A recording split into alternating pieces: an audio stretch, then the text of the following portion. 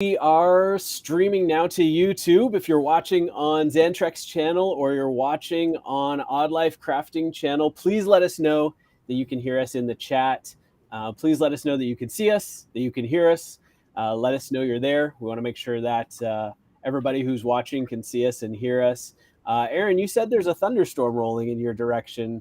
Is that getting any better or any worse? No, it just started. Perfect timing. Perfect timing. I was waiting for us to go live. And where are you located right now? I am in Elkhart, Indiana. Okay. And Wesley, beautiful west coast of Canada, if I'm not mistaken. Is that correct? Yep, here in Vancouver, British Columbia. Not much better than Elkhart. Still, it was raining a lot when I got here to the office, but yeah. Great. Okay, so we have a couple people who are commenting to let us know. Somebody's watching from Canary Islands. We're just checking audio. We're a few minutes early. You're not late. We're just getting started, but we'd like to know if you're watching on the Xantrex video feed on YouTube, or if you're watching on Odd Life Crafting video feed, and where you're from. Hi, Matthias from Denmark. Somebody's following from Costa Rica. G'day from Australia. Richard's watching from the UK. Man, this is incredible. We got people from all over the world.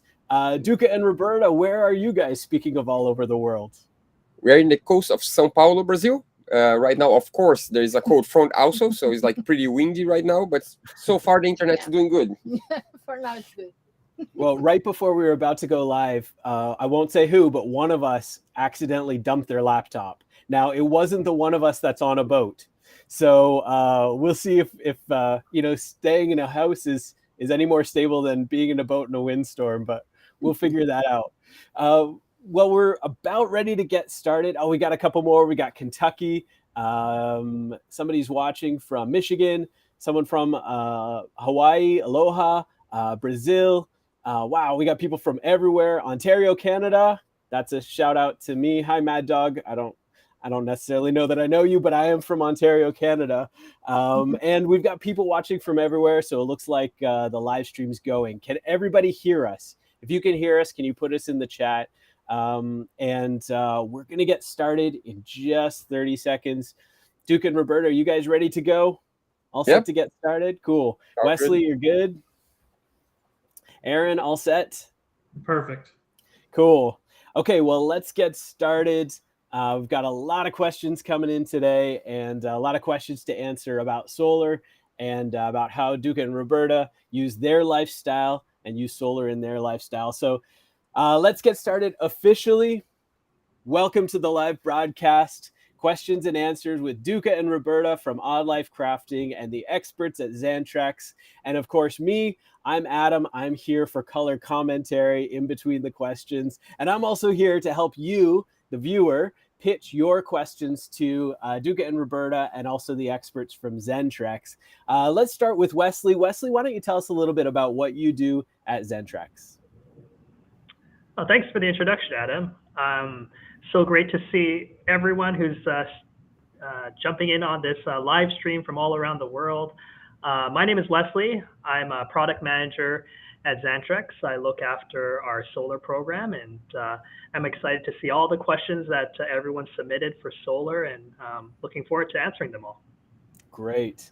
And Aaron, welcome to the broadcast for the first time. Why don't you tell us a little bit about who you are and what you do at Xantrex? Sure. Aaron Sprunger. I'm a sales application engineer for Xantrex. Been in the automotive and RV industry for almost 17 years now. So I've seen a lot of things, and my role at Xantrex actually dabbles in pretty much all of the technology that Xantrex offers. So anywhere from the solar that we're talking about today to solar charge controllers, inverters, the batteries, and on down the line. So if there's a question about technology or application, Aaron's going to be your guy. Duca and Roberta, for those of us who are watching on the Xantrex channel, why don't you tell us a little bit about yourselves? Although I know most people watching on the Odd Life Crafting channel already know all about you and they watch along regularly. But why don't you tell us a little bit about yourself? Well, we have been we refitted the boat we are living right now for 2 years, and now we are living on board for 8 months 8 months. Yeah, basically we bought a boat that was sitting on the dry, abandoned for over 22 years. So the boat we live in right now got out of the water in 10th of May of 1997. And when we bought, the boat was just sitting there for years and years. So we spent 2 years on the boatyard, refitting the boat and bringing the boat back to life. And then we splashed the boat like 8 months ago. I mean, like 9 months ago. And then we spent like a month in the marina, finishing the last things. And then we set sail off the marina, I think July 10th last year. So it's like 8 months. And since then, we live full time on the anchor. We're just like traveling from beach to beach and just experiencing the boat and getting to leave the boat. And right now we're just exploring the Brazilian coast because we have such a long coast in Brazil that we have a lot of place to see before we travel abroad. So our goal right now is to sail the Brazilian coast until November, December this year. And then on December, we probably cross to the Caribbean. But it's really good to get to, because one thing is the theory. When you work on a boatyard and you get to fix your own boat, you know the boat inside and out. But one thing is on the boatyard. The second thing is when you're actually living on board. So things change. Some things that you believe you didn't need, you might need. Some things you believe you for sure you would need, you don't need. So things change a lot along the way. And now it's pretty much like the period of adaptation to see if what we did is right, what's good, what's bad, and just trying to fix things. And of course, enjoy a little bit the boat. So for the past 8 months, we've been just, I don't know, spending like 3-4 days in each place and just move and come back and move and go forward, back. And we are just relying on our solar panels. So Yeah. all of the energy we use are from solar Right now. panels, from Yeah. Xantrex solar panels. Yeah, so the lights, the computer, everything is basically just solar panels. It's been 8 months that we don't connect to shore power. Yeah. So we are always off the grid 100% of the time. We just forgot to say that we are Brazilians and we bought the boat in Brazil. For Yeah, that's who doesn't know us. yeah, we're Brazilians. I just realized that I forgot to introduce myself as well. And Yeah. my live broadcast is also being powered by Xantrex because I'm in my RV, if you hadn't noticed. My wife and I are full-time RVers. We've been on the road since summer of 2018. And at this particular moment, we happen to be at a campground, so I have reliable internet to do this live stream. But typically, and up until a few days ago, we were off-grid in Arkansas, which we're enjoying being in Arkansas for the first time. Listen, if you are watching the broadcast, you are welcome to ask questions to either Duca and Roberta or Wesley or Aaron about Xantrex products, their experience with solar, and whatever questions you have. Now, we've got a whole bunch of questions that came in ahead of time, so we're going to try and get to as many of those questions as possible, but we're also going to try to get to as many live questions as possible. So please feel free to leave your live question, or I guess it's just a question if it's in the chat. Go ahead and leave your question in the chat, and we'll take as many as possible. I'd like to get started. We've got a question here for Odd Life. Have you ever considered supplementing your solar with a small marine wind turbine? And how much effort would that be? What would that change for your current setup? We actually considered this, but here in Brazil, we don't have good quality of wind. Yeah, we never found the right one, to be Yeah. honest. We've been trying to have one for a long time already. We were actually talking to a Canadian company that makes one, and it's never happened. I mean, like the conversation went on and on and on, but never happened. And one of the reasons is because we didn't understand yet how easy it will be with lithium batteries. We have lithium batteries, so we have an old wind generator that was on the boat that was broken. We gave it to a friend. Another friend that had this exactly same one that was working gave us a working one. So we do have one. We never installed. The reason why we didn't install is because we don't have the right controller for lithium batteries. We are afraid that if we use on lithium, it's gonna either ruin our lithium batteries or the wind generator. So we never installed. If we find a company that makes a controller that works with wind and lithium batteries, we will install. We actually, to be honest, we did get one of Xantrex controllers to try out. I talked to one of you guys, and he said, we didn't try yet, but you can try. If burns. So we didn't. It's just so many things. It's just living on the boat. People think you're on vacations 24/7, and the truth is you have so many little projects going on that we never got the chance, because we need to also build a And you support yeah. on the arch to install, and we never did. But we might try on one of the solar controllers just to see what happens. It might burn, it might not. I'm not sure, because it's just because I think the wind turbine would be a good add when there's days like today. We have not much not much. We have not much sun, but we have wind, so I think it would be a good complement. Yeah, I don't know. It seems like I might be wrong. Correct me if I'm wrong, but it seems like wind generators is something that people used to use a long time ago, and you see less and less and less. Maybe because they make noise, or I don't know what's exactly the reason, but you see less and less. And as lithium batteries for sailboats is something new, kind of new, I think the controllers for the wind generators didn't follow the technology, and it seems like all the controllers for wind generators that we find are not meant for lithium. I don't know. You guys can correct me on that, but at some point, I wish we could have one. Yeah, one thing I would add to that is like wind, using a solar charge controller for wind, you have to be careful because typically you would use a wind charge controller, because wind charge controllers, they have a dump load feature, because when a wind turbine, otherwise you'll overcharge your batteries. They need that dump load feature to be able to dump that extra energy they generated that's not able to be used up by the battery. So you have to be careful using a solar charge controller for a wind application. Yeah, it's just it's something that we've been talking to me too about, and we just like we never found the right, and we have one just sitting there. We have like it's actually at my dad's house now, because we have too many things on the boat. We just left on his house, but we do have the turbine that we never could use because the old controller won't be good enough for the lithium batteries. Won't work, I guess. Okay, we do have a couple comments coming in, Duca and Roberta, that there is another broadcast that's still in waiting that 55 people were watching. So do you want to run over there and just comment with the link to the new one? And I apologize, we did have some technical things going on, but it looks like we're going to be able to help those people be able to watch. In that meantime, Aaron, I've got a question for you. What is the best place to install a charge controller? What are the things that people have to consider when they're deciding where on their RV or their boat they're going to be putting their charge controller? Right. So the best place to put your charge controller is the closest you can to your battery bank. What happens is you're going to be running wires. If you're running wires coming out of the charge controller, they're sitting at, we'll say 13.5 volts.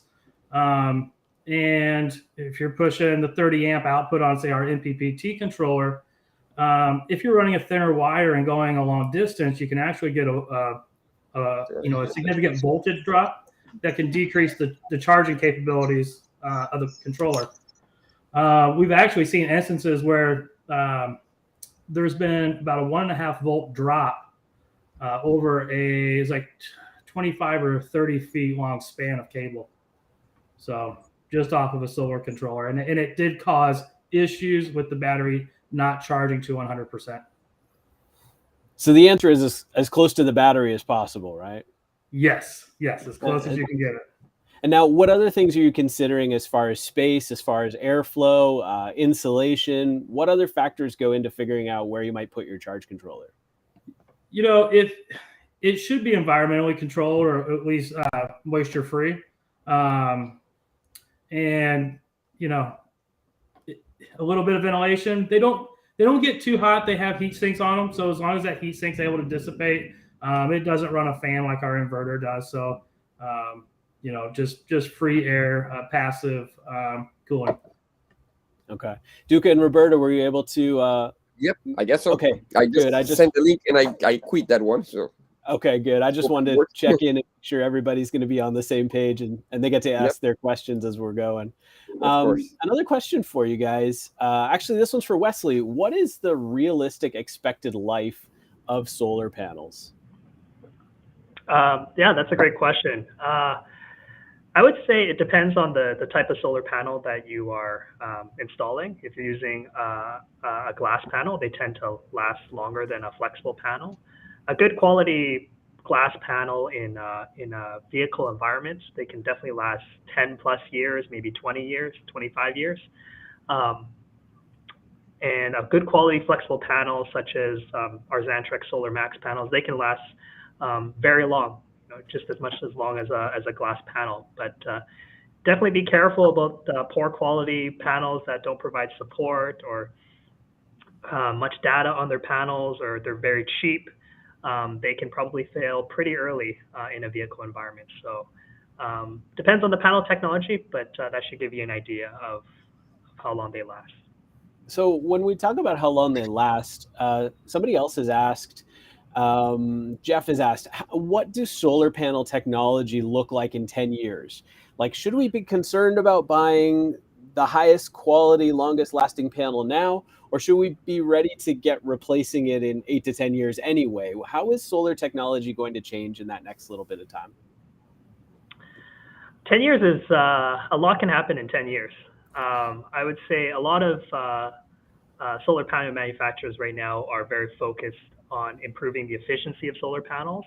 But for vehicle applications, I think actually efficiency is not significant of a factor. What's more important for vehicle boat owners or vehicle owners that want to add solar is thinking about the durability, thinking about the reliability, how long they're going to last.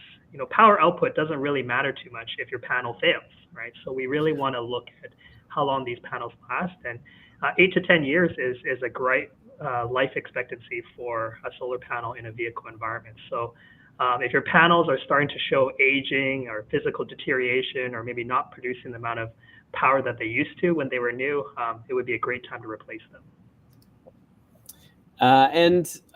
So Duca and Roberta, a couple people have asked, Dylan asked, is your solar enough so that you never have to charge with the generator? And Richard says he's amazed what you guys are able to accomplish with just 6 panels. Now, yesterday or I should say a couple days ago, we were talking ahead of time. You mentioned an interesting situation where when the sun is out, you have a lot of energy coming in, but you want to be out videoing.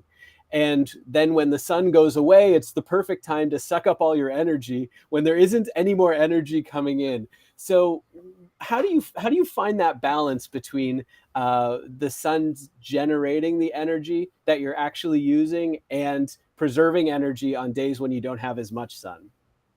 Yeah, it's tricky because we are not the most efficient boat, because as you said, when it's sunny that I was supposed to be using the energy, I'm not even on the boat. I'm out surfing, or we're hiking, or we are doing something else, and we are just filming outside of the boat, and we're not using this extra energy, extra power that is coming from the sun. Usually when we are at the boat during a daylight, we put all the batteries to charge, all the computers to charge while the sun is out. Yes, also.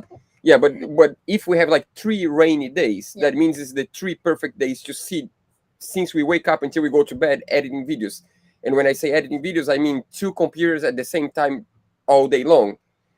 So it's tricky, but so far so good. I mean, like we have 600 watts of solar. Our goal is to get to 1040 watts, so like 1040 watts soon. That's our long-term plan. But so far we are doing good. Like, I mean, like if we have 3 days with rain and no sun at all, at some point we need to restart the engine, maybe half an hour, sometimes 45 minutes, but not more than that. We never run the engine more than 45 minutes in one day, and we never done that like 3 days in a row. It's just like something really, really sporadic.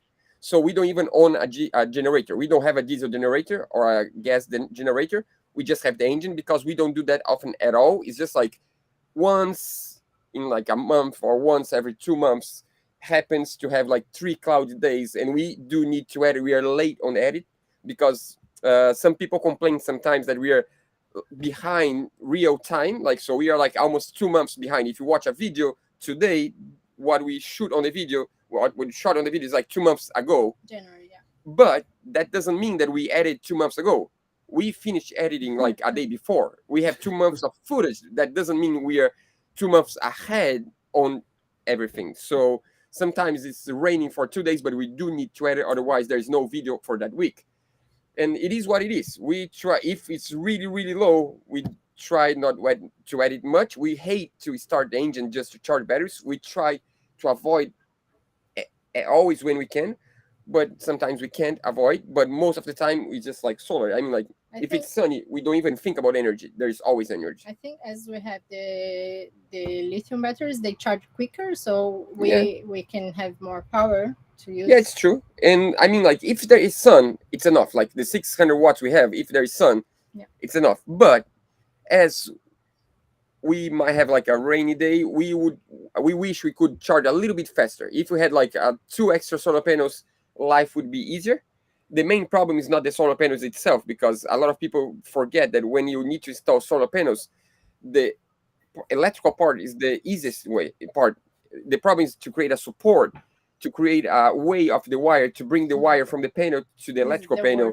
So all these, like, everything that comes with, that's the most of the work.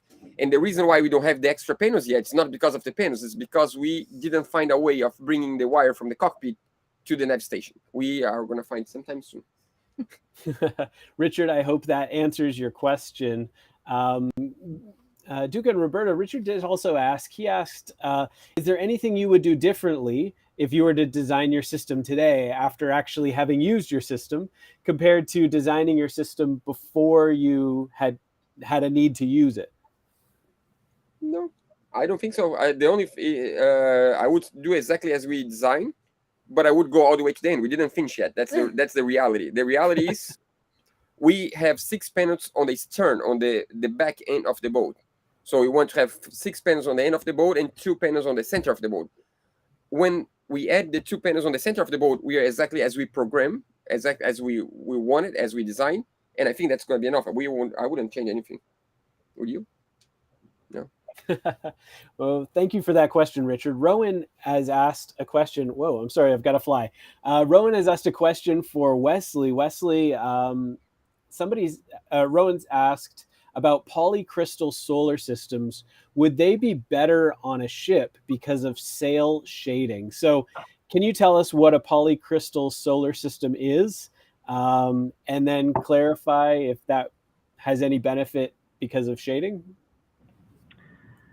Yeah, polycrystalline solar panels, they're probably becoming more obsolete now. They're an older solar technology. They appear, when you look at them, they got this bluish speckled solar cell look to it, whereas monocrystalline cells, which are probably the more standard cells to use nowadays, they're very black looking, very monocolored, and they tend to be more efficient than polycrystalline panels. I wouldn't say that polycrystalline panels perform better in shading than maybe monocrystalline solar cell panels. I would say what you would probably be more concerned about shading is how you wire your solar panels. And where you place your solar panels is probably even more important. So trying to place your solar panels on a boat, which can be hard to do, I imagine, where to avoid shading, there's just a lot of objects. There's the mast, there's the sail. And so you can wire them in series, you can wire them in parallel. I'm personally a fan of wiring panels in series, even though some people might disagree with me and say wiring things in parallel is better for shading, just because I feel like series wiring is the most efficient. And you would just, most efficient with regards to generating power and lower voltage drop losses because there's less current flowing through the wires. So that would be my opinion, is go with series wiring, but first off, try to find locations where there's no shading as much as possible. Peter has asked a question for you, Aaron, and Peter's asking if you can tell us the difference between lithium ion batteries and lithium iron phosphate batteries. He is under the impression that the phosphate version is safer. Is that accurate? Yeah, so I mean the battery chemistry, obviously there's iron in the other one. If there was let's just say a thermal event, it's less volatile. So it'll, the process where it burns out or loses all of its energy, yes, is less violent. So is one better than the other? Let's say in the marine or RV market. Definitely the lithium iron phosphate. Okay. And when you say in the event of, I'm not sure how you phrase that, in the event of an extreme temperature, are you talking about like a Canadian RVing in the winter, or what is an extreme temperature? No, let's just say there was something. Let's say something was wrong with the battery, or something punctured the battery and caused contact between the cells inside there. That discharge is going to create heat. Okay. And generally speaking, unless there was a puncture or, an issue of a collision or something like that, lithium is a very safe technology. Is that an accurate statement? In the 17 years that I've been in the industry, I haven't personally seen lithium do anything dangerous, other than make a few sparks when you do something wrong. Yeah, I mean, you don't want to touch it with, the wrong wiring in the wrong way, but of course, used properly, it's a very safe technology. Yes, I agree. Wesley, Charles is asking a question. He's got 3 FlexMax solar panels, 220 watts, that are attached to a hardtop roof on his bridge. What is the best way to clean them from bird droppings and other dust and things that fall on them? Yeah, that's a great question. Especially flexible panels or solar panels in general, they can experience bird droppings or dirt or leaves, and they do need to be cleaned from time to time. So for a flexible panel, I would say some tips I have is clean them in the early morning or late afternoon when it's not so hot outside. That way you prevent electrical or thermal shocks. Try not to kneel on the panels when you're cleaning them. I would say don't use chemicals, don't use pressure wash. Just use some soapy water and a sponge, something that's non-abrasive, to just wipe and clean the solar panels, and then maybe rinse it off, and you're good to go. Okay, and kind of speaking in that same direction, we're talking about how the panels get used, but is there any way to, or is it efficient, I should say? This question comes from, oh my goodness, I've lost it. I saw the question. Is it efficient to use a solar tracking device? So basically a device that I would assume tracks the path of the sun to maximize the use of the solar panel. Is that an efficient way to use energy? It absolutely is, but I would say, probably not for a vehicle applications. It's very common in power plants where you have tons of solar panels and you're trying to track the sun to maximize energy generation. And certainly the research has shown that it's up to like 40% extra power you generate by just tracking the sun. The downside with solar trackers, and for example, in a boat application, is that there's a lot of mechanical components, there's actuators, and in a corrosive salt mist environment, they can fail. And so for that reason, it's not something that we recommend in like a boat application. Even though you'll generate more energy, you're probably going to spend more money replacing it or fixing it, these solar trackers. So that would be my recommendation. That question was from Steve. Thank you so much, Steve, for sending in that question. Duca and Roberta, Fabio is asking, does it pay to be full electric, including the motor, with solar panels and maybe hydro regeneration? I would assume he's asking if you save money compared to having, a typical gas or diesel engine. I think he's might be asking if it's possible to replace the diesel engine and rely only on solar. I mean, it's possible. It is. It all depends on the boat you have, I guess. That would be my answer. For example, if you have a really light fiberglass boat and you don't wish to motor for hours, it's possible. I mean, like you just get out of the marina, you open the sails, and you sail. Our boat, for who doesn't know, it's a metal boat. We have I would say 16 tons boat made out of steel. That means we have a really heavy weather boat. It's like a boat meant to go to Antarctica or to cross oceans, and it's a heavy boat that needs a lot of wind in order to sail. So if the wind is lower than, I would say, 8 knots, maybe 10 knots, we cannot even sail. So that means for us would be really hard. We don't have space enough to have the amount of solar panels necessary in order to replace diesel for solar, in my opinion. Some people might say, yes, you could, but I would be able to motor for maybe 15 minutes, 20 minutes. And I think in our situation, at least where we are in the world right now, that a lot of times we don't have enough wind, I would say no.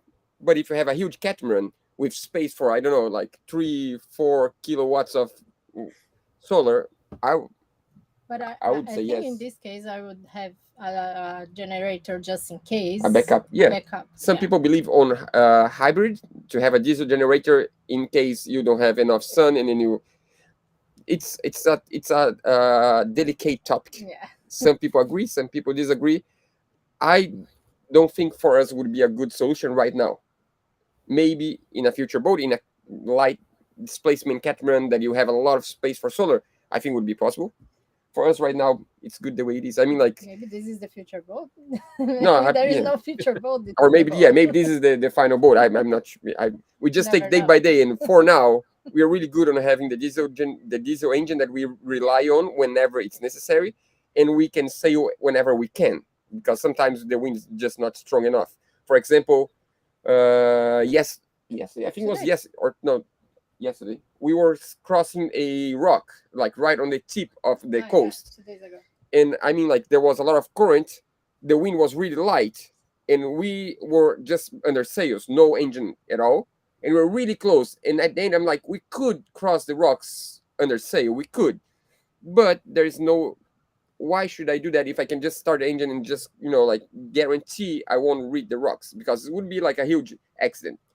And it's just we rely that we can start the engine and the engine is going to start. And for the past 3 days, we had no sun at all. So that means if we had a electrical engine just with 600 watts of solar, I'm pretty sure we wouldn't be able to restart the engine. We just need to rely on lucky that we could actually cross the rocks. And we don't have space to have more and more solar panels to have an electrical engine. Yeah, that's what I mean. If we had like a boat with 3-4 kilowatts of, then that would be easy, much easier. So a question that comes to mind for me personally. So this question's from Adam for Duca and Roberta. And question is, how often do you have the sails up, and how do you figure out how that could affect solar panels? The shade of the sails usually won't affect the solar panels. The angle of the sun compared to the solar panels, it's almost never on the way. I mean, I would say never, because once you have a shade, it's because we don't have sun enough. The sun is too low already. So it doesn't make that much difference. We are under sails anytime we have enough wind. Like right now, to be honest, if we have wind to be 2 knots an hour, we just sail 2 knots an hour. That's it. Today we came sailing, was like 2.5 knots, and we could motor, but if there's a little bit of wind, we just sit, because we have no schedule. I mean, today we had, because we need to be here, but usually we have all the time in the world. So we're just like, we can do it in 1 hour by motor, or we can do 5 hours by sail. We do 5 hours by sail. That's it. We just sit and hang out. That's all. Now, from a lifestyle question, how often are you sailing versus how many days do you stay still? Are you sailing almost every day? Do you sail and then find somewhere to stop for a while? What is your typical kind of rhythm? Depends. It all depends on where you are. I will tell you, our last 2 months, for example, we are in a region in Brazil that has a lot of surfing places. I used to surf when I was younger. It's been a long time I don't surf. I do kite surf. I actually went kite surfing yesterday right next to our boat, because there was a really strong cold front. And we met a friend that has been sailing with us for the past, I would say, 3, almost 4 months, I don't know, on his own boat. So we are buddy boats. He always goes to the same place we go, and he sails, him and his dog. That's it. And we are always together. We do lunch together, dinner together every day. He's probably on his boat right now watching this live. So we are always sailing together, and he just loves surfing. That's all he do. He sails. He quit. He's a doctor. He just took a gap year to sail and to surf. So for the past 2 months, all we've been doing is going to place where we can find waves close to the boat. So we go to a spot. If there's another beach that we can anchor the dinghy and go surf, and then we just spend like 2 days, and then we move to another anchorage.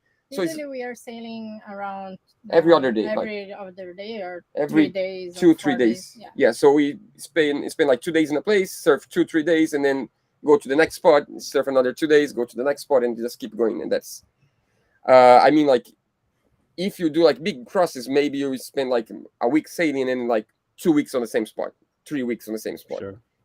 In December, we spend like a month on the same spot. Yeah, so it depends a lot. It varies so much. Lately, it's like every other day. That's incredible. A question came in from Matt. Aaron, this question's for you. Matt asks, what is the best way to avoid shading on a boat with solar? So I really think, like Duca said, the sail's not going to shade that much, just because the sun angle and the way the sail's set up. If you have full sun, your shadow from the sail is not going to be significant.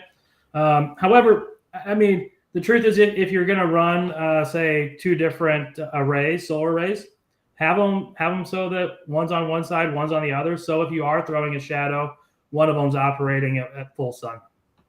And would you typically recommend one of them is series and one of them is parallel, or how would you recommend that happens? So, I mean, I personally believe series is the best way to hook them up.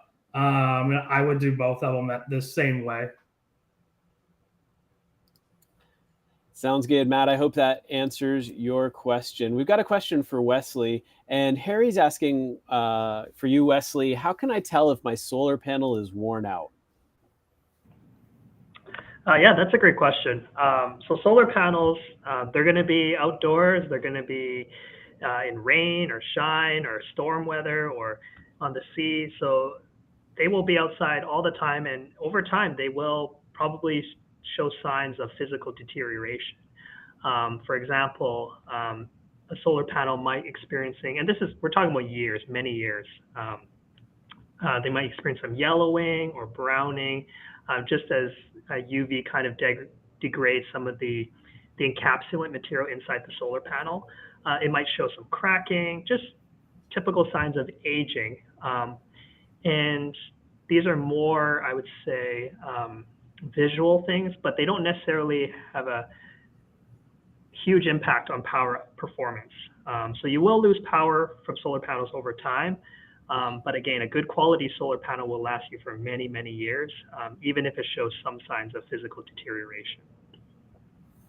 Okay, there you go, Harry. And we've got a question that came in from the live broadcast from YouTube for Duca and Roberta. How is your solar array wired? Is it wired in series or parallel? And why did you choose one or the other? In the beginning, we have 3 solar panels in series and 3 in parallel, and then we changed. Now it's 3 in parallel. I mean, it might change again soon because I just talked to Wesley this week. So we started trying to test. We had 3 solar panels in series, 3 in parallel, and 2 different charging controllers because we wanted to try both solutions and see which one worked better. Somehow the test didn't go that well because we never knew. Sometimes one was better, sometimes the other one. And we end up, just to see what would happen, we changed the series to parallel. So now we have 3 in parallel plus 3 in parallel. And the truth is, it's hard because when you're on the boat yard, all you do is work on the boat. Once you start traveling, you have so many more things to do that you forget about the boat work. And lately, as far as the solar panels are working and we have energy, I forget to think about them. So I didn't have the time yet to change, but we are going to try this time 3 in series and 3 in series and see what happens. But it's hard to do something when it's working already. It's just like you use the computer is working. You turn on the internet's working. You turn on the lights are working, and the sun is always great. So it's just, why should I change if it's working? But I think after talking to Wesley, I might change to series and just see what happens. Just give it a try. Mainly because I think it's really good, the idea of having less current on the wiring. I think would be a good thing. Yeah, and somebody else has asked, in your experience, how much capacity of your batteries, now you have 600 amp hours, right, for batteries? So how much of that do you decrease or charge in an average day? That's, again, the same thing. It's working, you stop thinking about it. I do have the monitor installed now. We've been like every now and then monitoring, but I'm not sure yet. I'm gonna say that I charge enough for my daily use. That's all I can say. And then once it's raining, I use the because I have too much batteries, to be honest. I think I have enough solar and I have too much batteries. So I don't have enough solar for the amount of batteries I have, but I didn't need this amount of batteries. I could have easily 400, 300 amp hours of batteries would be enough for us. So that means I don't have enough solar to charge all my batteries in one day, but I also don't need my batteries in one day. So what happens is along the week, the batteries start charging up, and whenever it's rainy, I have enough energy to last me for longer. That's what is happening right now. So it's hard to tell. What I know is that I cannot charge my full bank in one day. No, but if I have like 3, 4 solar, like sunny days, and then I'm fine, and then I can have like 2 rainy days and then 3 sunny days, and life moves.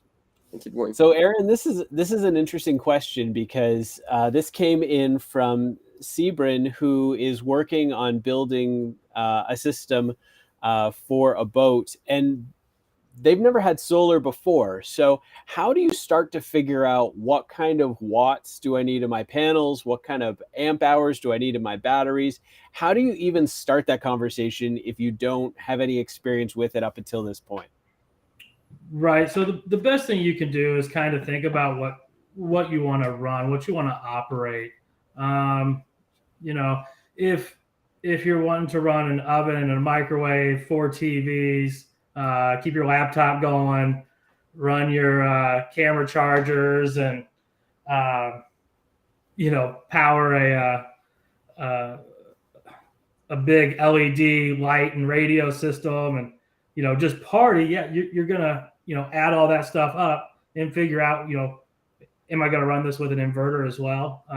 So to me personally, I just like to look at the amp draw, and then convert it over. I use the amp draw to size my battery bank, and think about, okay, so my solar is going to provide me, let's just say 30 amps over 8 hours a day. So if I have, that's 240 amp hours, right? And I can just go off of that to determine my solar panel and battery sizing. So it takes a little bit of math, and you should find an expert. That would be what I would have heard.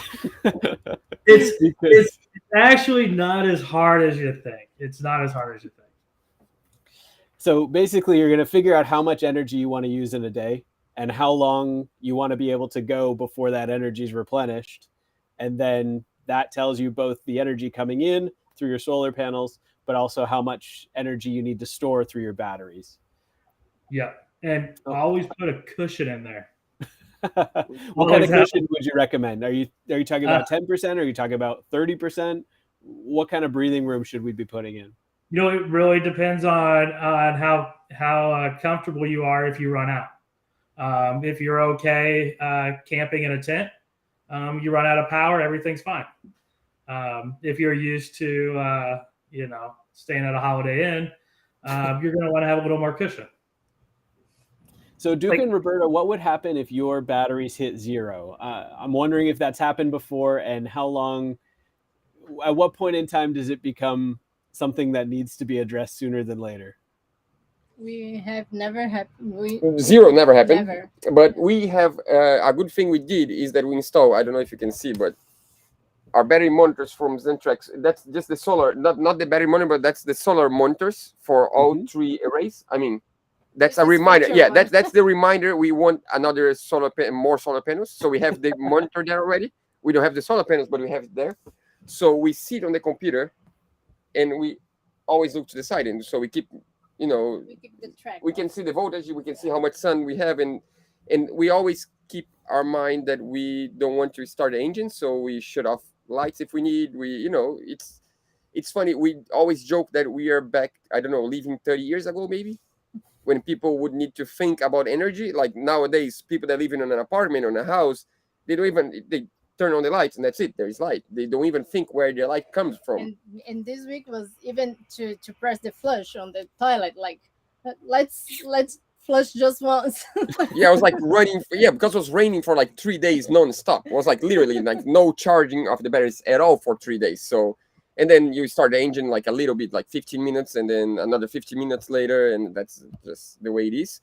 But we are careful with the amount of lights all the time, to be honest, because we think we can live with less light instead of starting the engine. And we also think about like the freezer. It's been a long time we don't shut off the freezer, but like a while ago, since winter, when it was winter here, and like maybe it was like rainy for 3 days, we would shut the freezer during the night, like, you know, like just for when we go to bed, and then in the morning we start again, but just to save a little bit. But there are things that you need to plan before moving, because we have all Apple computers and cell phones, and they are more efficient. We were living abroad and our phones were dead, and we were planning on having another brand, and we were looking for how much they consume to charge. It's a lot. Yeah, so computers seems like seems like some computers use like twice the amount of energy. Yeah. Because of the fans and like the efficiency of the computer. So we are our main consume of energy is computer and freezer for sure. Computer is just a huge thing, because using a computer is one thing, editing a video is another thing. You use so much more power of the computer, so the computer is has much more temperature, so the fan is working all the time, so you use the battery of the computer much quicker when you are editing a video instead of just using the browser, internet browser. So the computer is just really power hungry. Other than that, we don't have many use of energy, just like lights, freezer, and that's it. Electronics for sailing, like autopilot and chart plotter and all these electronics, and that's it. So the computer is the big problem, but it's something that we cannot afford not to have, because we have a YouTube channel. It's just our company. Our business is the computer, basically. So we I do understand all the math that you need to calculate how much solar you need, how many batteries you need. For us, to be honest, 100% honest, and going against what you should do, for me, is just like the amount of solar you should have is the amount of solar you have space for. Yeah. If I had more space, I would have more solar, because it's just like makes our life so much easier. It's the easiest energy ever. It's just like sitting there all day long producing energy for you. You don't need to, other than cleaning the panels once in a while, there's nothing you need to do. And that's just amazing. Like if you have a diesel generator, you need to change fuel, you need to add fuel, oil, filters, and maintenance, and blah, and it breaks, and sometimes works, sometimes it doesn't. Solar, I never seen the solar stop working. If it stops, it's because you need to replace. That's it. There's nothing that can go wrong. So I would have a lot of solar. If I could, I would have a lot. That's the only thing we regret about having a monohull instead of a catamaran. And if we had a catamaran, put the chargers and controllers and everything. Yeah, we always say if we had a catamaran, we would have like 3 kilowatts of solar easily. Well, while we're bragging and showing off Xantrex equipment, I'll show you right here. Right there. Oh, it's right here. There it is. That's my Link Pro. And that's right here sitting in my desk space. That's what tells me exactly how much juice is left in my batteries and how much solar energy my Xantrex panels are feeding in. Always good to know.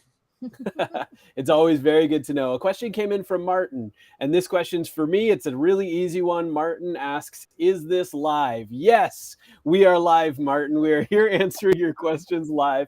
And one of the cool things about being live is that we're actually going to be giving away a $25 Amazon gift card, and we're also going to be giving away a Xantrex branded Yeti mug to 2 people who ask questions either ahead of time or on the live broadcast. And Wesley and Aaron are each going to choose one of those. So if you have a question right now for either Duca or Roberta, Wesley about a solar product, or Aaron about a solar installation application, then leave that question right now in the chat. We're taking as many questions of those as we can while we are live.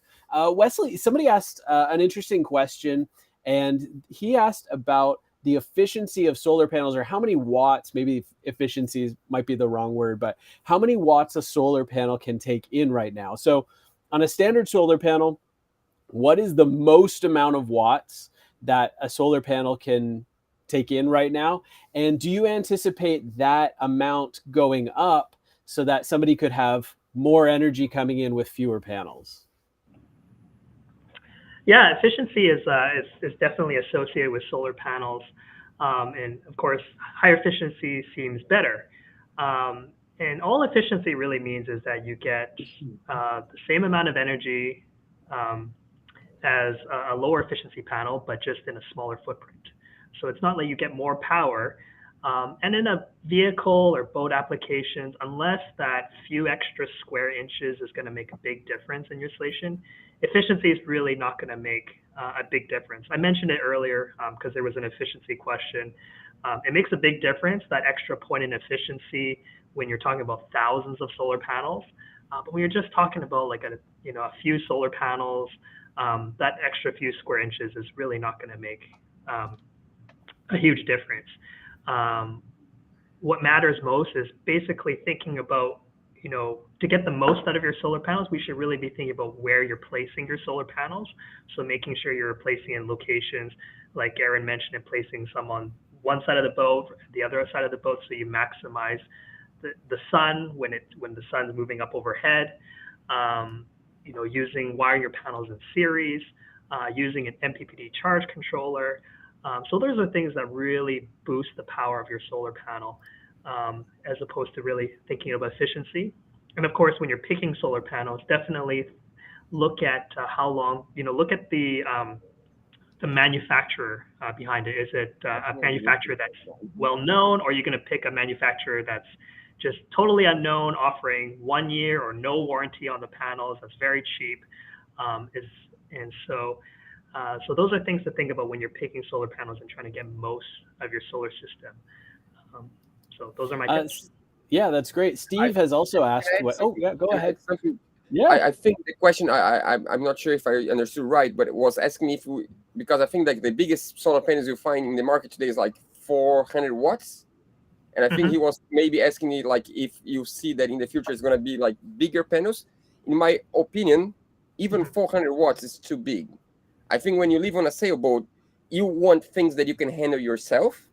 And like some people ask, so why do you guys have 6 100 watts panel instead of like 2 big panels or 1 huge panel? It's much easier to handle on a sailboat a 100 watts than a 400 watts.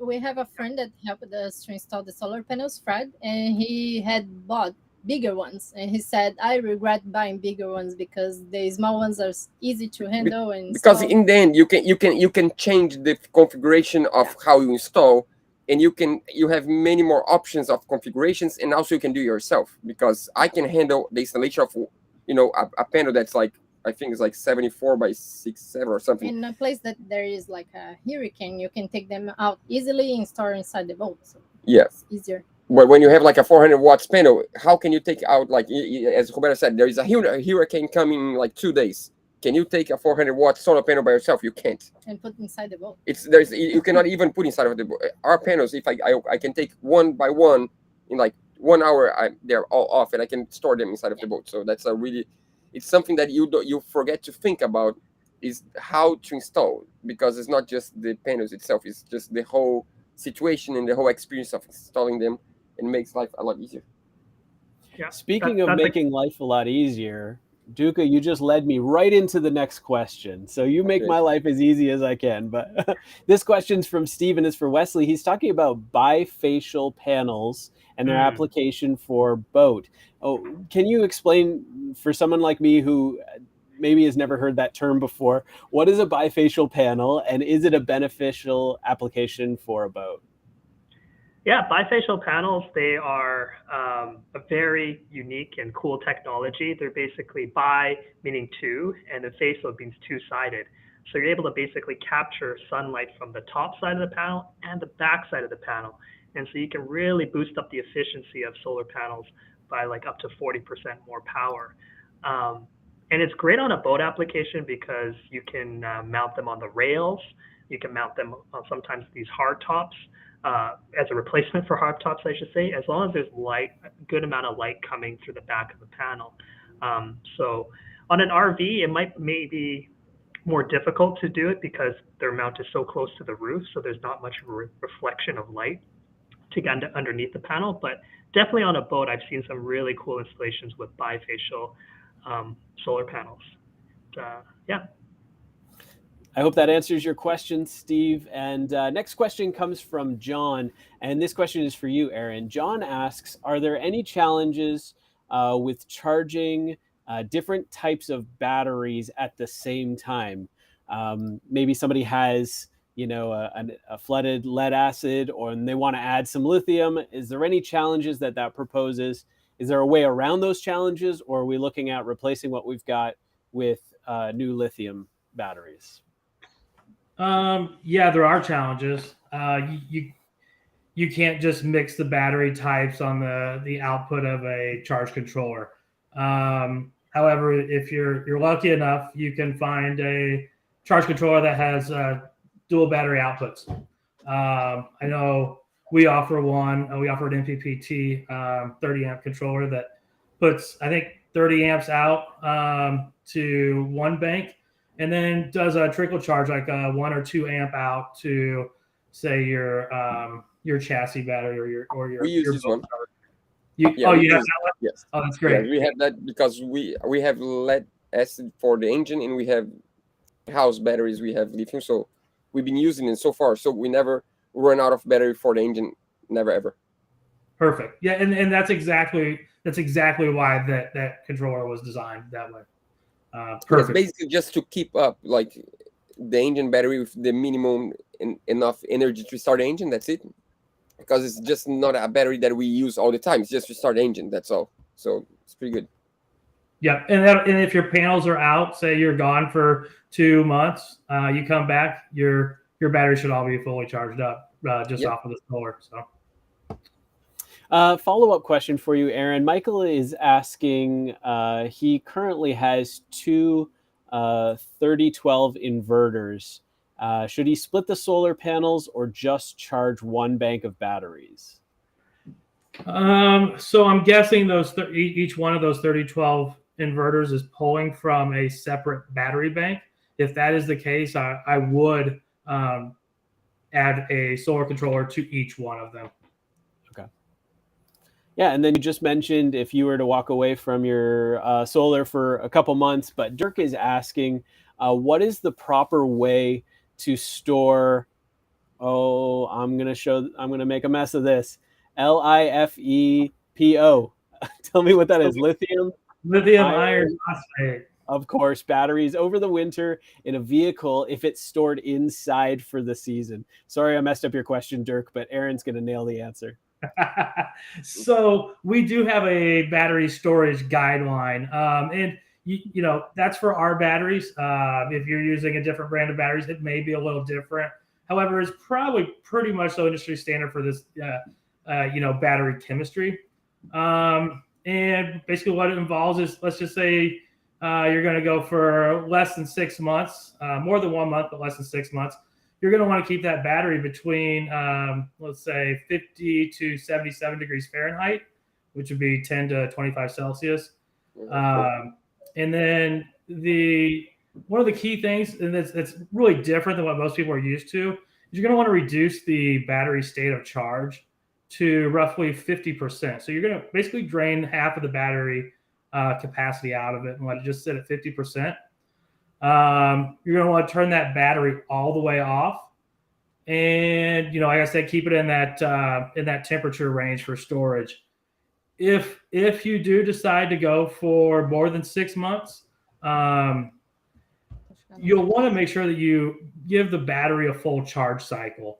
So basically you just charge the battery up to 100%, discharge it down until it turns off, and then charge it back up to 50%, and you can repeat the 6 months back over again. Okay, so question from Bruno for Wesley. He's asking where he can buy Xantrex solar equipment in Brazil. I would say send an email to marketing@xantrex.com, and one of our sales team members will get back to you about the closest location for you to purchase Xantrex solar equipment.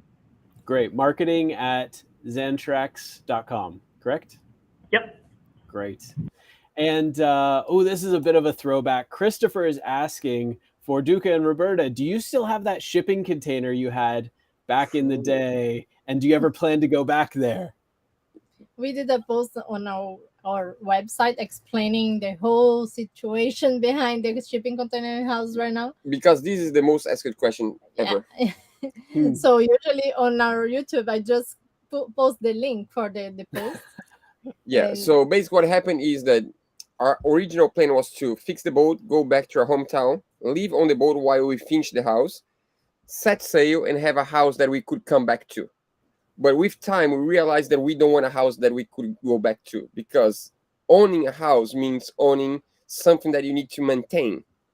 And it's I mean, like, if we spend, let's say you spend 11 months a year outside of your hometown, and you spend 1 month a year in your hometown, what do you want to do in this 1 month? You want to visit your family and friends, or you want to work to maintain a house that was closed for 11 months? Doesn't make sense. Doesn't add up. The calculation is wrong. So what we decided to do is we gave away the house to my dad, because the house is on his land. My dad has his office from his company maybe 20 meters away from the house. All his dogs are on the land. His garden is on the land. It's like his little garden, like farmhouse. So we gave the container house to him as a gift. It's his. He owns, with one condition, that he will finish the house, and whenever we want to stay there, when we go to our hometown, we can stay for free for as long as we want. So basically, we have the right of using the house, but we don't own the house anymore. That's the deal. one day it's gonna be ours. Yeah, I mean, like, it's on the family. It's my dad. So it's better to be able to use something that someone is taking care all year long, than to arrive there and need to paint rust and take rust. It's just like it's just gonna be more work than fun. So it doesn't make sense. And also, it's in a place that we cannot rent as Airbnb, because the company is there, his dogs are there. So if we could make money out of it would be a whole different situation. We could just rent all year long, and then when we want to use it, we just use. But we wouldn't be able to rent. So if we cannot rent, it's better just to let him use, give some good use to the house, and when we are there, we can use the house.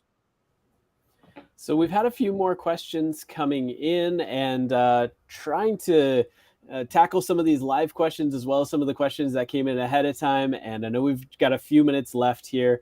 Can I answer one? Yeah. Really quick, because before I forget, I saw one we were talking about solar panels, and I saw one on the comment section, and someone asked, why not add a portable gas generator, like a small Honda generator or whatever, the Stein generators? And to be honest, the reason why we don't have one is because, first, we live in a sailboat. We don't have space. So anything that's just for using like once a month, it's something that we don't want to have. Oh, but you might need something that is just, we don't have enough space for what we have already, because it's living full time on a boat is not a weekend boat that you have your house with everything. So right now, everything we own is on the boat. I have a surfing board, a kite board, 2 kites. I have 2 guitars, 1 ukulele. You add up a lot of stuff. So it's a diesel gas generator is something that would take a lot of space we don't have, and also it's something that even if we don't use, we need to give maintenance to. So we don't want something else to replace oil filters and this. I'm not saying we're never going to have one, but as long as we can stay without one, we're going to stay without one. Maybe if one day we feel like, no, we are running the engine every single day, then we might buy one. But until that happens, we just keep going as we're going. The same thing is true with us living in an RV, but I still haven't been able to convince my 8-year-old that he doesn't need a rock collection of one new rock from every park we visit. But anyway, maybe I'll let you talk with him and convince him of that. Wesley, we had a question come in. Somebody was asking if you lose any performance with flex panels. Can you kind of shine the light on the benefits of using flex panels and if there's any performance difference? Yeah, definitely flexible panels are newer technology. They're very lightweight, probably about 3 times lighter than glass panels. Typically, you mount them. Some flexible panels have grommets where you can mount them into the roof and drill holes, but a lot of flexible panels, you can actually mount them using an adhesive on the back of the panel. You don't need to drill holes and create extra leakage points. Now, someone asked, I guess the question was about performance of flexible panels. Certainly, if there's no airflow underneath the panel, sometimes there can be a decrease in performance. But we do actually have a unique high-quality flexible panel called Solar Max that actually counters that effect through generating extra energy throughout the day by capturing low sunlight at low light angles in the early morning and late afternoon. So that's something that we developed knowing that flexible panels, they can lose energy generation from just not being able to cool the panels. So that performance benefit really counters that effect. But generally speaking, flexible panels, they're very useful for vehicles and for boats, just being able to mount on curved surfaces and being able to, easy for one person to handle. I know Duca mentioned glass panels can be very heavy to handle for one person. So flexible panels, you can handle one person, a large panel by one person. So that's definitely one of the benefits of flexible panels. Okay, I hope that answers your question, Mark. And Jason asked this for you, Aaron. He wants to know, what is a simple equation to figure out your inverter and battery needs if you know your electric loads? So what is the measurement, whether it's watt, amps, or volts for the electric loads? Yeah, so I think I said earlier, I love looking at the amps. If you know, and then you can just put it into, if I'm using a 10 amp piece of equipment and I'm only using it a half hour, that's 5 amp hours. And then just add it all up. And that's how you know how to size your battery. And then it's, I think roughly 10 amps per 1,000 watts on the inverter side. So, that's the easiest way to do it. Just keep the amps, know the amps that you're pulling, and add them up based on time, and then size your battery, and then off of that, figure out your max wattage for your inverter size.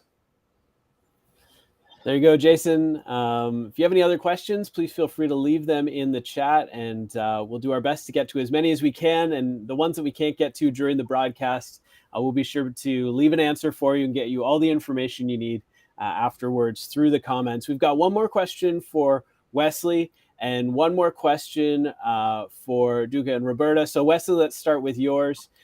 Sam spends 2 to 3 months at a ski resort in Colorado. He gets lots of snow on the roof, and the resort has a 50 amp hookup, so he doesn't need solar, but he has some concerns about permanent mounted panels. How durable are those panel surfaces to brooming if he were to broom the snow off with a plastic edge shovel? And number 2, is there concern with melting and refreezing on the panels if he didn't get up and brushed them off? I would say mounting solar panels on the roof has been tried and tested for a very long time. They definitely require special mounting racks that are different from a vehicle, but solar panels they will be secure on a roof if you use a professional installer. I would definitely recommend that, and they will install mounting racks that your solar panels will install to, so they won't come off. Now, should he be sweeping them off? Should he be clearing the snow off of them? And what's a safe way to do that, if that would be helpful? He's plugged in, so he doesn't need the solar for energy. He's just thinking for maintenance purposes. Yeah, I would say definitely snow it just blocks the sunlight. So you definitely want to broom them. But if you have that 50 amp hookup, then you probably would be okay. I would say definitely ask your installer, for whoever's doing the solar panels, for the best way to do that. I don't have the answer for the safest way to broom off, because solar panels, I guess, on the roof, they're mounted at an angle, and we just don't want anyone getting hurt falling off or as they're brooming off the snow. So I'm sure there's a special way to do it that's done safely, but definitely check with your solar installer. Okay, so I think they're on an RV, and he's not using the solar over the winter. He just wants to know, is it safe to let the snow sit up there? And so you would recommend he checks with this solar installer to be sure that that's an all right option for that snow to sit there. Yeah, it should be okay to sit there, but I would definitely check with a solar installer. Yeah. Okay, sounds good. Duca and Roberta, last question for you. This one comes in from Alfie, and somebody else asked a pretty similar question. And Alfie's asking, can you rely on solar 24/7 to power all of your appliances and your electric motor and power an electric sailboat? So the first question is that possible? And the second part of that question is, how have you found ways, maybe like LED lights, or what other ways have you found to be efficient with the energy that you actually use? I think the first part we already answered, right? Yeah, the first part we answer. It all depends on which boat you have. I would say, how heavy the boat is, how much wind you need to sail that boat. Is that boat gonna sail enough with 5 knots of wind, or do you need 50 knots of wind? Which kind of boat it is? How much space for solar you have? If you have a catamaran and batteries, and like if you have a catamaran, you have much more space for solar and batteries, and that's gonna be much easier. If you have a monohull, it's gonna be much harder.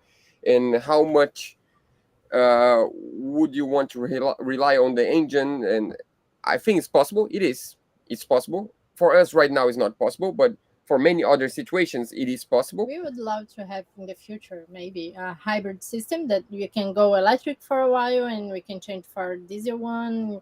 Yeah, I mean, like what Roberta means is like an electrical motor with a diesel generator as a backup. Yeah.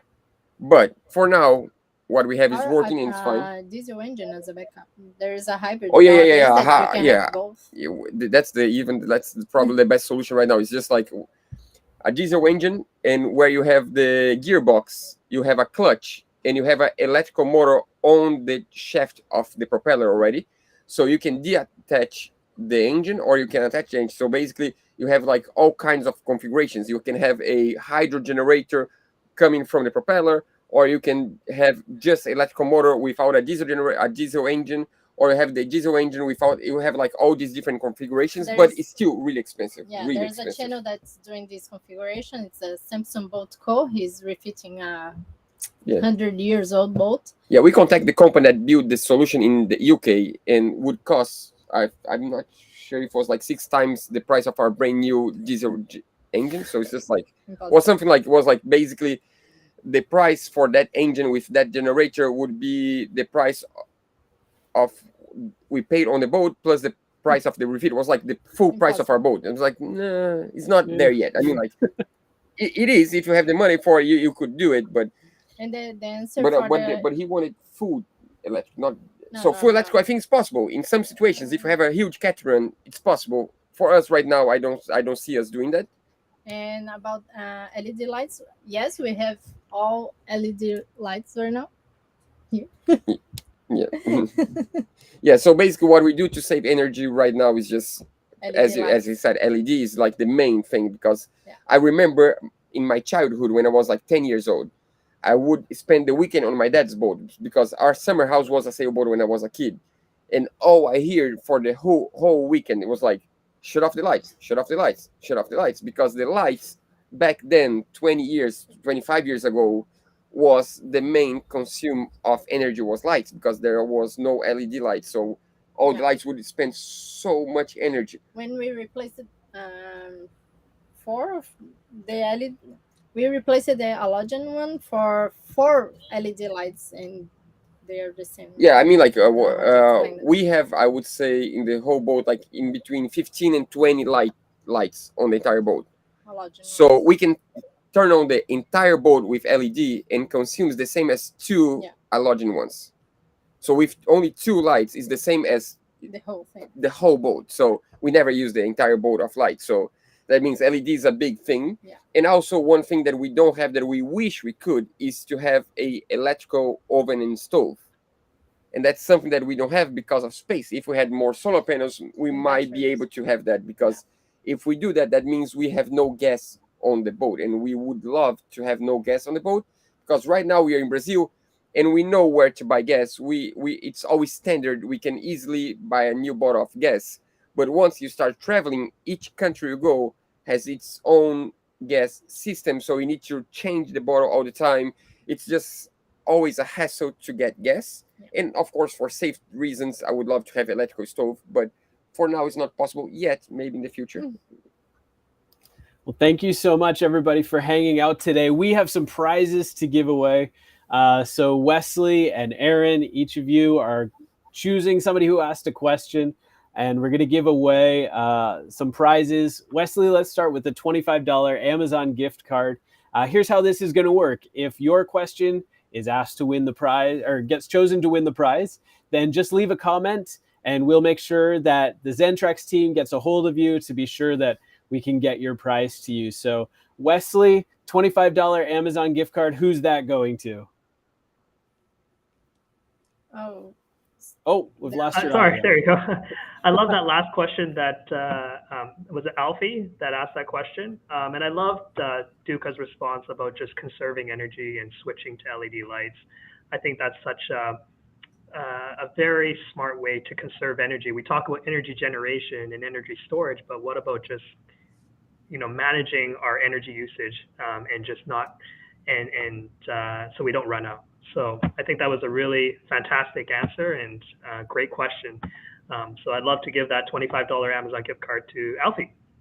So Alfie, make sure that you just leave a note in the comments and the Xantrex team will get a hold of you to make sure that we get you that $25 Amazon gift card. Aaron, you have a Xantrex branded Yeti mug. Who is that going to? I do. So one of the things that we see every now and then is we see lithium batteries that haven't been stored properly for a long period of time. So Dirk came through with a question not related to solar, but still very important to me because when they go bad, if they're not stored, they just don't power back on, and you don't know it until it's too late. So Dirk comes out as the winner, and for giving me the opportunity to talk about how to properly store it. Excellent. Dirk, please leave a comment and we'll be sure our team gets a hold of you. Duca and Roberta, before we go, I have one more question for you. What does the next little while look like for Odd Life Crafting? It's funny because a lot of people nowadays are like, so you guys said you're going to set sail and you're just on the same spot for a long time. We want to take the time to get to know our own country. And that means we have a really long south to north coast. And the reason why we are on the same spot right now, that's actually not the same spot because we've been going to a lot of different small locations in between the same spot, is because we are not on the right season to go north in Brazil. Because as anyone that sails knows, you sail through seasons. And the season to go north on the Brazilian coast, it starts soon, like in maybe 2 months from now. Yeah. I mean, you could go north now, you could.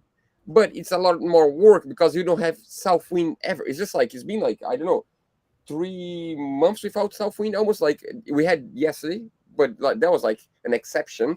We have north wind all the time now. So that means if we start going north now, it means we are going to go against the wind all the time. And it doesn't make sense. We have no hurry to go north. So we are exploring the region around where we are right now, waiting for the right timing to start going north. So our plan is to sail around São Paulo, Rio de Janeiro, and all this area that it has so many different islands and so many different places to go until I would say like June. And from June on, we start actually going far north with the goal of reaching the northeast of Brazil by October. And the reason why we want to do that is because we want to go to the Anápolis Boat Show again this year. That's a big boat show in Anápolis in the US. So if that happens, we leave the boat in the north of Brazil, fly to Anápolis, attend to the show, come back, prepare the boat for a month, and then cross to the Caribbean in December. That's the plan for now. Don't take the word as... Yeah, plans change all the time. Remember that. We live on a sailboat, and we have nowhere to be other than our own boat. So you never know who you're going to meet along the way. Yeah.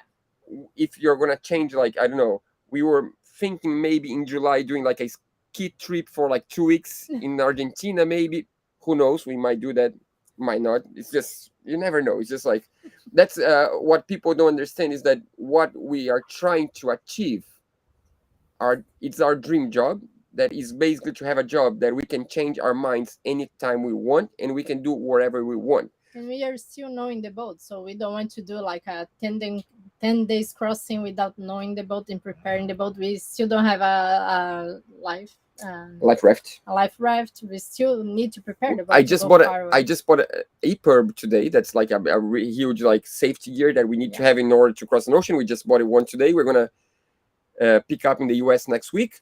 So it's just like we have like a lot going on, and also we don't want to hurry through the Brazilian coast, because once we leave Brazil, it's like a one-way ticket basically. To come back from the Caribbean to Brazil is like against the current and against the wind. That means we're not going to do it. This doesn't make sense. So we don't want to hurry and leave Brazil and then be like, oh, I wish I knew that little spot that we didn't go. So right now we're taking the time. And to be honest, we are having the best months of our lives. We've just been sailing to really nice places. We met so many different little islands. I went surfing. Yeah, I went surfing like in really cool spots. I went body surfing, like for example, yesterday I started the morning really early, like 5:30 in the morning. Surfing. Going body surfing, and then we come to the boat, we have lunch, and then I go kite surfing in the afternoon, and then we slept, and then today we went sailing with the boat. So it's just like, I mean, for me, that's life. It's just like we are trying to experience for real. And when you have a YouTube channel, sometimes it's hard to balance, because people want to see you doing ocean crossings all the time, and that's not the reality. The reality is you might do 2 ocean crosses a year, not every day, and you have a lot of other things you do during the year. So we're just trying to take our time, doing in baby steps. We don't want to hurry on anything. We want to learn along the way. We want to learn before we do, like we want to take our time to learn and to do it properly and do it once. We don't want to do mistakes. We don't want to create any accident. We just want to take the time to, we've been sailing for like, I don't know, 7 years, but we never been sailing that often. Like before we started what we are doing right now, we would sail once a week, once a month. And now we are full time for 8 months on the boat. And that teaches a lot. We've been full time on the anchor and moving anchorage and, waiting for cold fronts, hiding from the wind and all these kind of things that teach you a lot. I mean, like 8 months on a boat is probably like enough. It's just like 10 years of weekend sailing. So I don't know if that answers the question or not, but well, it's exciting, and of course we never know what's really going to happen until we watch the YouTube videos to find out what happens. For example, I'm going to tell you something really different. We are going to go to the US in 4 days from now. Yeah. And that's something that no one knows. So it's just like life shows up some, opportunities. We didn't know until like last week. Yeah, until like 2 weeks ago, we didn't know. But we were flying to the US, not by boat. We were flying to the US on Sunday, and we spent like 4 days and come back to the boat. Yeah. So people are like, oh, so you start sailing and now all you do is travel by plane. No, it's a job. We record a TV commercial for a big company, a huge company in December in the US. And they're going to have the launch of the TV commercial next week on the 29th. So we are going to fly for the celebration. And for the, So, I mean, like, life is unexpected things happen. And you just need to learn how to say yes to opportunities, because that's all we are doing, basically. It's just, I think sometimes in life we're closed for opportunities too often. People come say something and say no, you don't even want to listen to what people want to say, because you already have a no, instead of no we're trying to say yes. So we're just trying to we did a rifle, and we are gonna have our first patron here aboard with us for a week. And when we sent the email to him to say, so you were selected to come to spend the week with us, he said, are you sure I was selected? Yeah, it's crazy. I mean, like, he didn't want to, it was not the right timing for him to travel. He said, since COVID, I didn't travel at all. And I don't really think I should travel right now, but I cannot say no. Because it's just a really cool opportunity to go to Brazil that I never thought I would go to Brazil. And he's going to spend a week with us on the boat. So that's something that shows that sometimes we need to say yes to opportunities, and that's what we do. And sometimes that means leaving the boat for a week, but then coming back even more excited to the boat. And some people, it's hard for us to have a YouTube channel sometimes because people expect a lot of things from us. And one of them is that you never leave the boat. You just go on a crossing. And that's not the reality. The reality is sometimes you need to leave the boat for a week because something really cool happened, and then you come back even more excited to keep going. And it's, I don't know, it's just, I'm talking too much as usual, but no, it's great. Life is awesome. We cannot complain. Life is awesome lately. Sorry? I was just gonna say, Duca and Roberta, if somebody's watching on the Xantrex channel, I would encourage you to go check out Duca and Roberta's channel, follow along with them. If you're watching on Duca and Roberta's channel, go check out the Xantrex channel so that you can get more information as it comes out about solar products and applications. I want to thank everybody who asked a question today, left a comment, or said hi. Thank you so much for hanging out and chatting along with us. Wesley, Aaron, Duca, and Roberta, thank you so much. And thank you to everybody who watched. We're going to sign off right now. Thanks so much, everyone. Hello, Pop-Up Steve. You're right. Sometimes you got to do what you got to do. He's the guy.